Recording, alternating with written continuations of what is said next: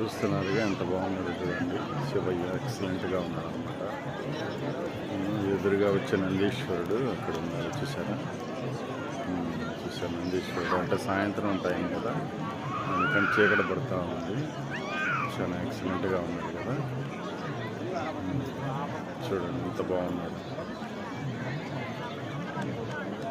చూసారా. చుట్టూ సరౌండింగ్స్ చూస్తుంటే ఇక్కడ అందరూ కూడా ఎంతోమంది కూర్చొని ఉన్నారు. సరౌండింగ్స్ చుట్టూ చాలా బాగుంది. ఎదురుగా కొండ ప్రాంతం అన్నమాట. కొండ ప్రాంతంలో చూడండి ఎదురుగా వచ్చి త్రిశూలం కూడా ఉందన్నమాట. చాలా బాగుంది కదా.